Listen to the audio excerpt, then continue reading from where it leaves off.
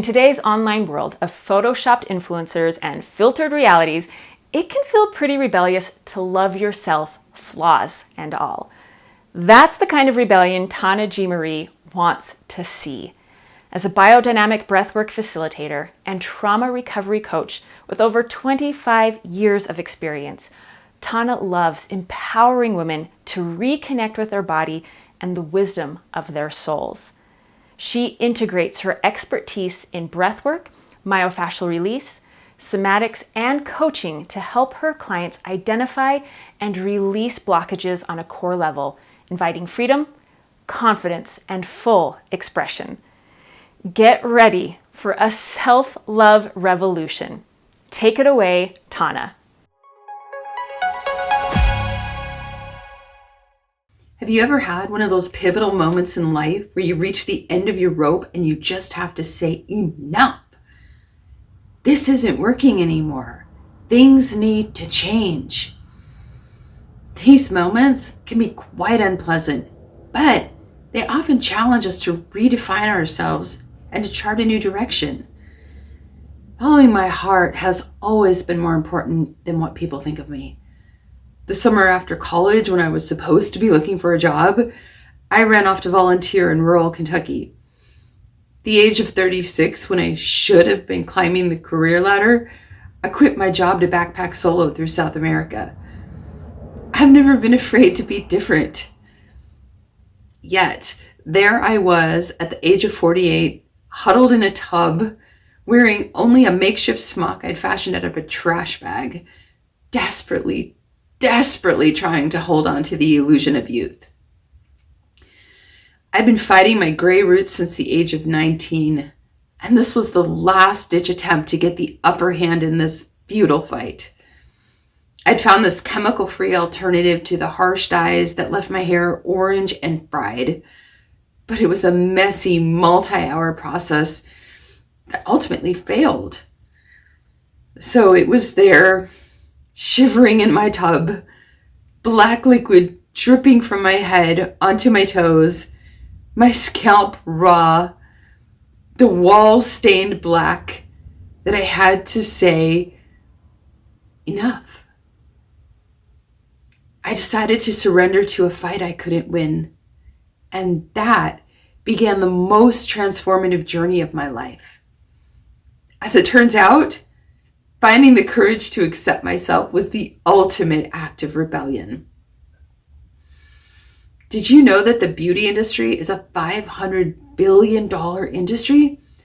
The average person is subjected to 6,000 to 10,000 advertisements a day, all to convince us we're inadequate.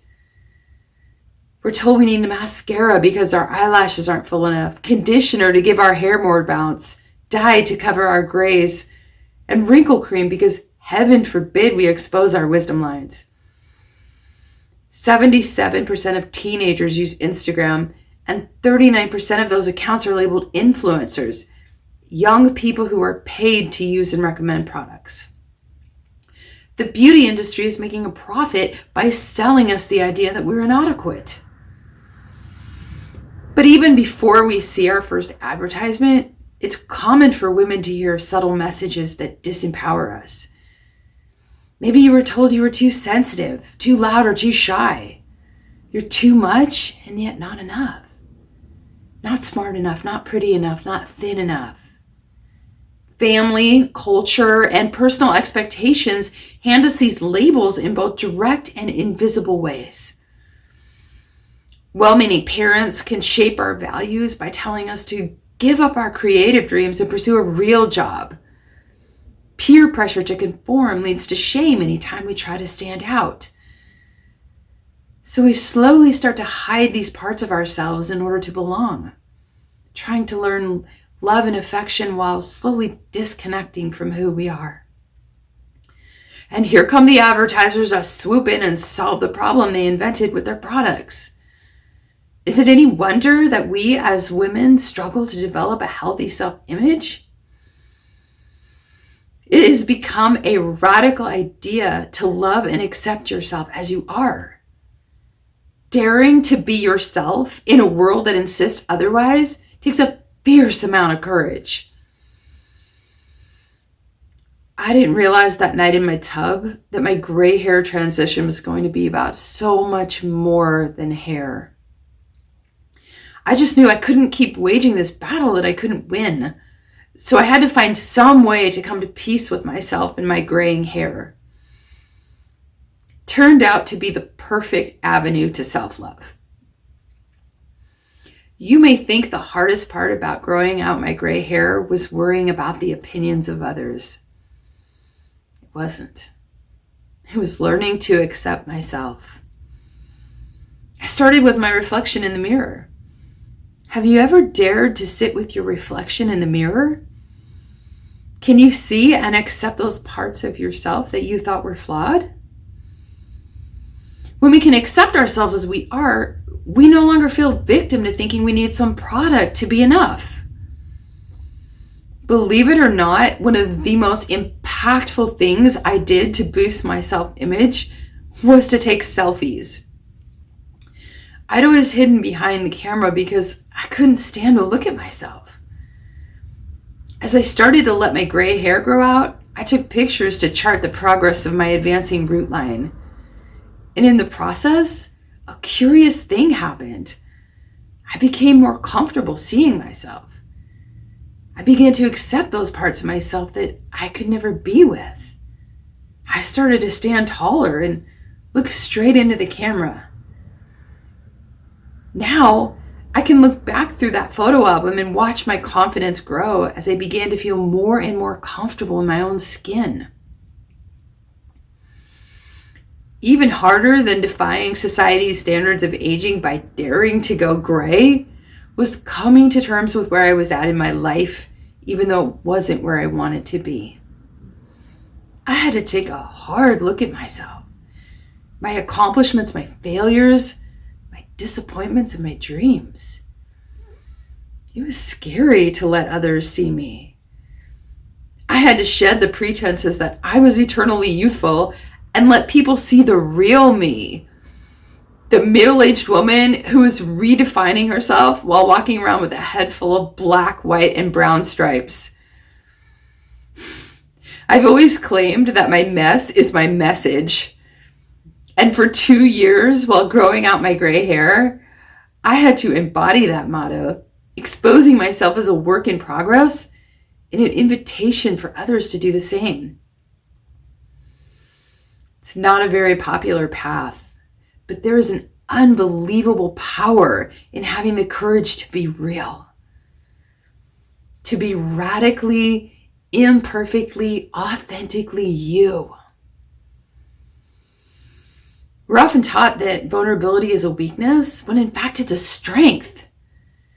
To be able to let down your walls and say, I'm not okay, or hey, I'm still pulling it together. To face the fear of rejection and dare to love your imperfect self is an act of rebellion that will set you free. Because when we can accept ourselves, we no longer need the approval of others. Self-love is learning that you don't need to become someone else to be enough. You just have to let go of all that's not you. The labels and the expectations of others, the fear, the shame, the stories that get in the way of your full self-expression. When I work with women on releasing trauma and shame, I invite them to write down all the labels that were given to them and try them on like a closet full of old clothes to see if they still fit. Maybe your sibling did better in school, so you got labeled dumb. Maybe someone close to you called you loud, selfish, or boring. What labels are you holding on to? I ask my clients to sit with each one of these labels and ask, is this true? Often they don't hold up to the mirror of truth and we can let them go. Sometimes we can do a reframe. Growing up, I was never shy about expressing my opinions, and I was always getting in trouble for my big mouth. My hot-headed mother would rail at my outspokenness by yelling, "That mouth is going to be the death of you." So I internalized the message that no one wanted to hear what I had to say, and that speaking up got me in trouble. Now, sometimes there's some truth to that last part, but I've reframed it to my voice is powerful. And when I speak the truth with raw authenticity, I give others permission to do the same. With that reframe, I was able to turn a disempowering label into an empowering one. Do you have the courage to be yourself in a world that insists otherwise? Can you sit in the stillness and listen to the whispers of your heart and the wisdom of your soul? You know, those soft voices that nudge you to take the singing class or book the bucket list trip. The wild cry that calls you towards the road not taken. The creative endeavor or the career that lights up your soul. Even when the other path looks better on paper. When we dare to follow our intuition, we learn to trust our innate wisdom and discover our joy. And something else extraordinary happens. We permit others to do the same. The more women who dare to be themselves, who challenge the shame-based marketing that tells us that beauty comes from a bottle, or that we won't get the job or the guy unless we look a certain way, the more we free everyone who comes after us. I envision a world of fully self-expressed and empowered women who believe that they are worthy of love and respect just as they are. My wish is that this self-love revolution spreads like wildfire. I'll shout it from the rooftops that you are enough. I'm rocking my self-love one rebellious gray hair at a time. And I invite you to join me by daring to be yourself. Wildly, vulnerably, authentically you.